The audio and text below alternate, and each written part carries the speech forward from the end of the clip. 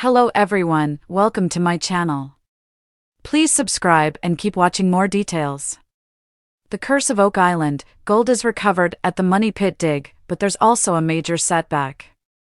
On last night's episode of The Curse of Oak Island, the team uncovered more gold from the spoils from the Money Pit excavation. However, there was also a significant and unexpected setback. Longtime viewers of the show will be used to a fair few failed digs and crushing disappointments at the Money Pit, and unfortunately, last night, there was a bit more of that. But there was also some cause for hope too. The Oak Island team has, once again, found some gold in the Money Pit area, which is getting to be a bit of a habit. But first, the team had to endure some disappointment. The guys had been using a 10-foot steel caisson shaft to dig the TF1 hole at the Money Pit.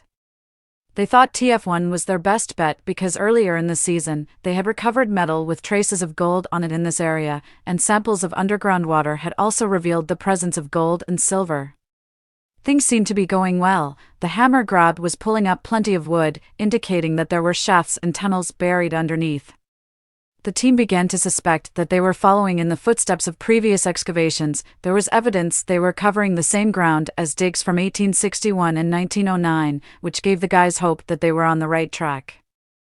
Finally, when the hammer grab began hitting off something that was too heavy to lift, they wondered if they had settled just above the chapel vault.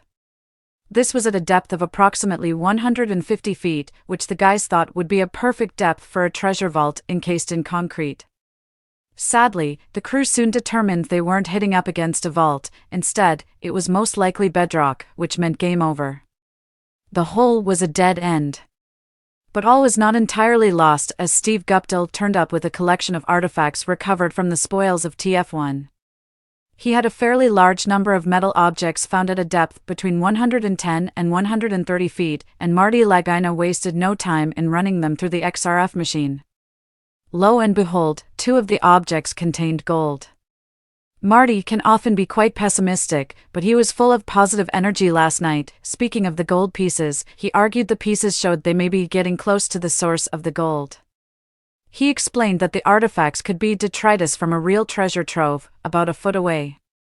The final task for last night's episode was to convene a meeting of the Fellowship of the Dig in the War Room to decide what to do next.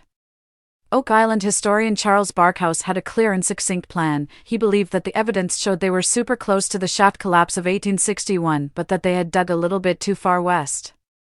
So, Charles's solution was simple. They just need to place the next caisson in the ground a little bit further to the east, specifically over a cluster of old boreholes known as the C1 cluster. It was here that they previously uncovered old wood from the 15th century and metal containing gold.